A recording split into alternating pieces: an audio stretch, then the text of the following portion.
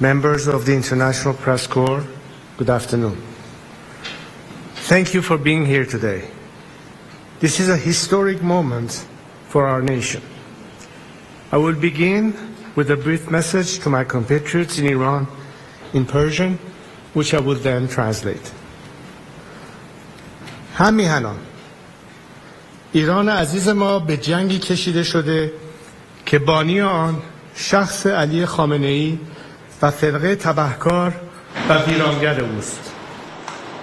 او اقتصاد کشور را به ورطه نابودی کشانده، زیرساخت‌ها و منابع ملی را به تاراج برده، ثروت ملت را برای ساخت سلاح هسته‌ای هدر داده، امنیت ایران را در هم شکسته. All right, so that is the Crown Prince of Iran, Reza Pahlavi, and we are expecting that a good portion of this is supposed to be in English. However, it appears that it is not just yet, but we are going to bring that to you the second that it does go into English. We believe that he is going to be speaking in some other languages as well, as he is over in Paris.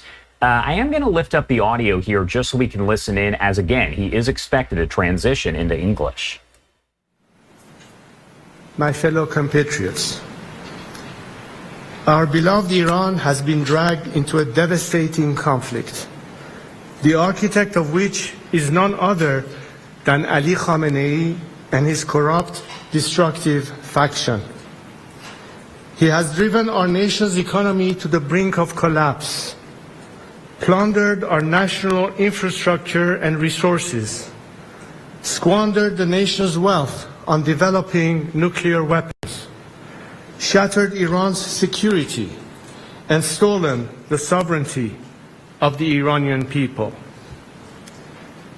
This regime is defeated, teetering on the edge of collapse, and must not be allowed to continue. The time has come to end this ruin and begin a new era for Iran. This is a new dawn for Iran's lion and son.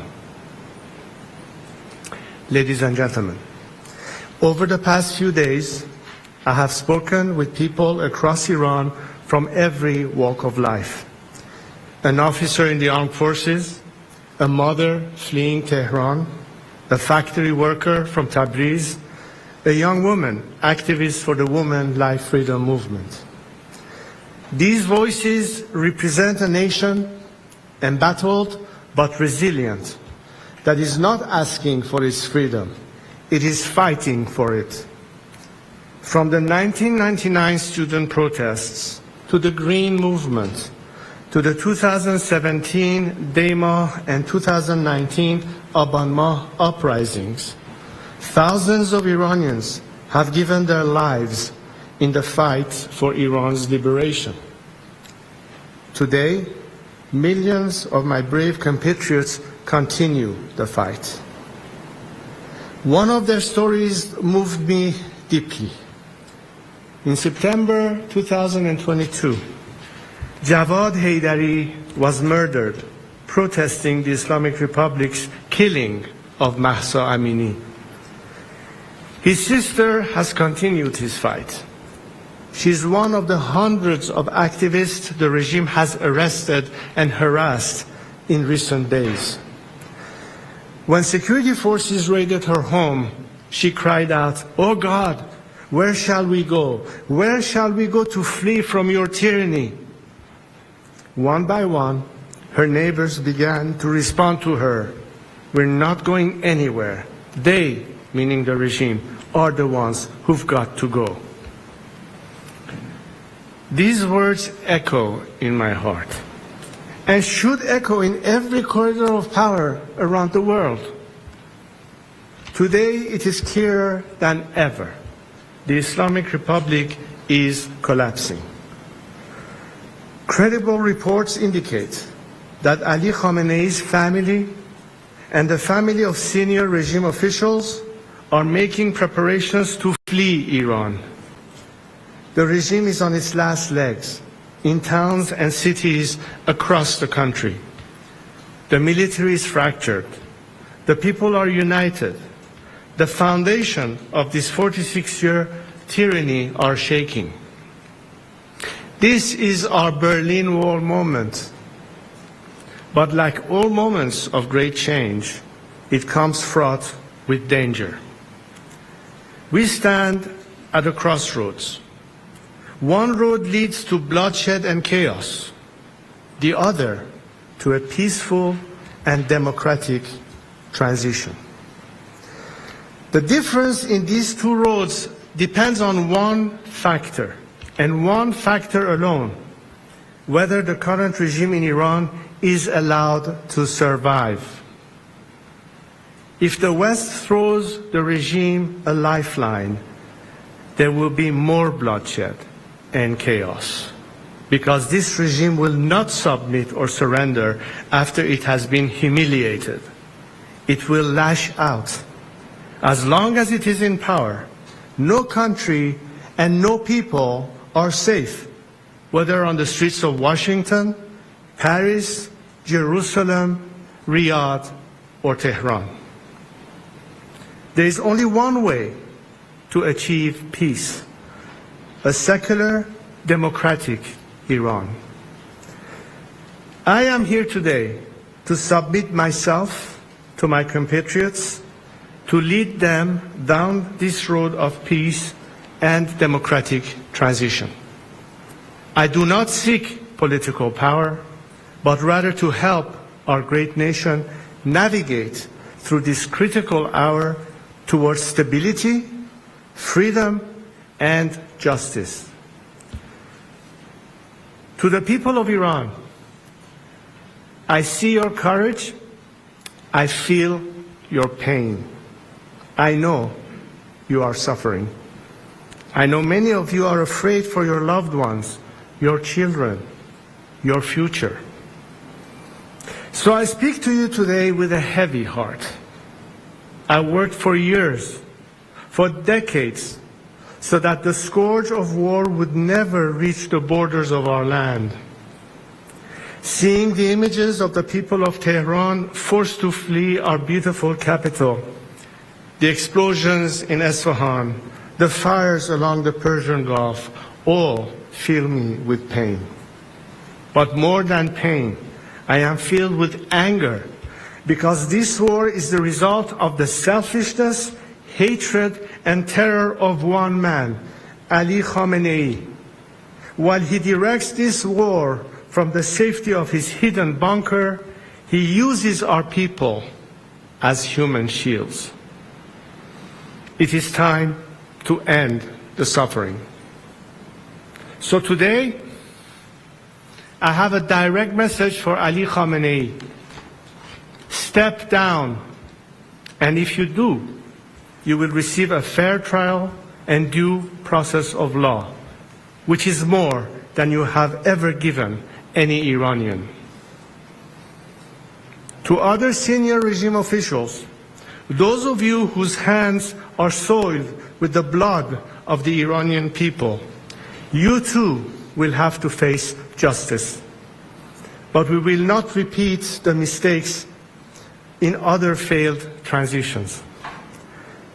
To those of you who are loyal to the Iranian nation and not the Islamic Republic, there is a future for you in a democratic Iran.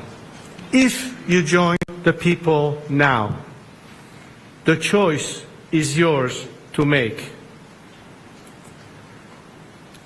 I know these officers, these soldiers, these brave men exist because they are reaching out to me and telling me they want to be part of this national salvation. But now, greater coordination is needed. So to that end, today I am announcing that I am establishing a formal channel for military, security, and police personnel to reach out directly to me, my team, and our expanding operation.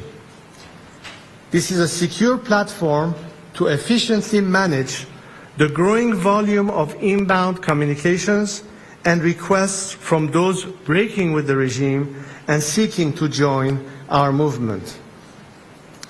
For those patriotic members of our armed forces, the time is now to join the nation. If you do, I will make sure your service to Iran is not forgotten and is celebrated. To the international community, now is the moment to stand with the Iranian people. Do not repeat the mistakes of the past. Do not throw this regime a lifeline. You are right to be concerned about stopping nuclear weapons and securing regional stability. Only a democratic transition in Iran can ensure these goals are achieved and are lasting. Take, for example, the destruction of Natanz, Esfahan, and Fordo enrichment facilities. Yes, this has diminished the regime's domestic nuclear enrichment, but it does not diminish the regime's intent to acquire and use nuclear weapons. The regime, enraged and emboldened, will be seeking revenge and can acquire nuclear weapons from other rogue regimes like North Korea. The destruction of the regime's nuclear facilities alone will not deliver peace, but the path I offer can.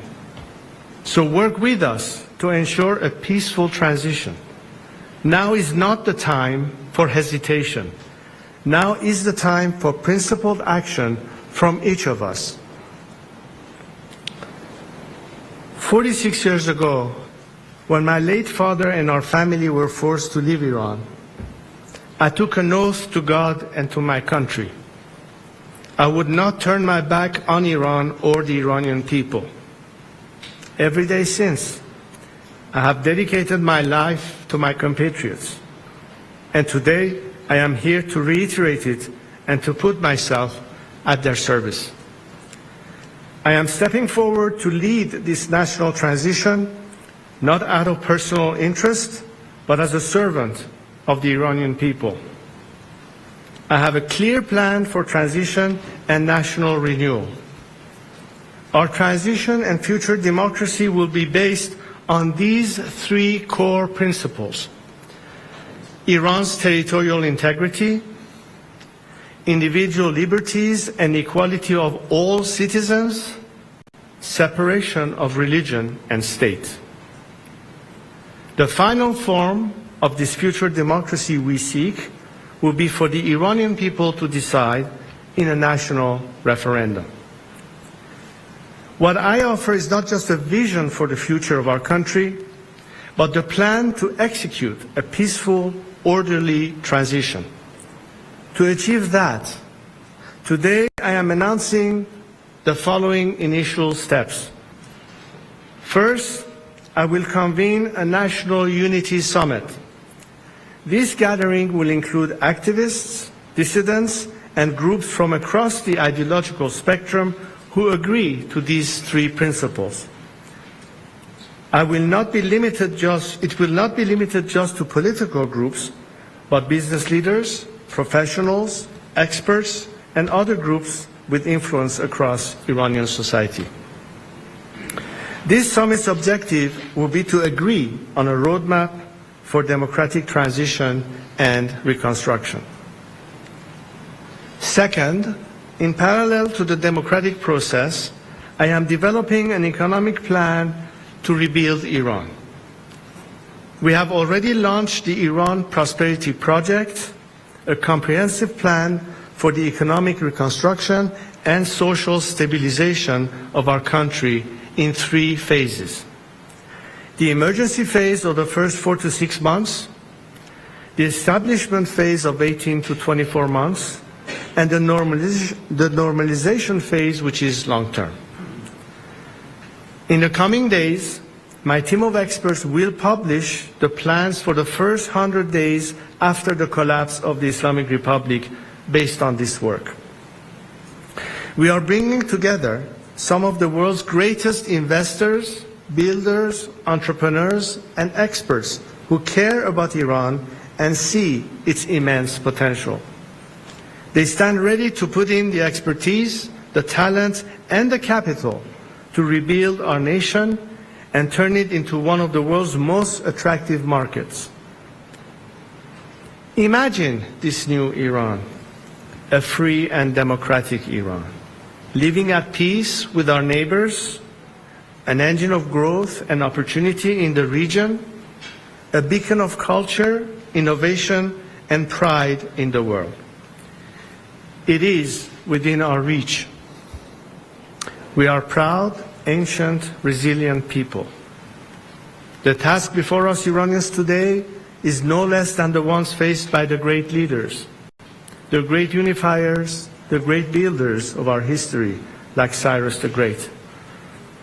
As we embark on the final steps of this path to national revival, to liberation, to peace, we continue to be inspired by him.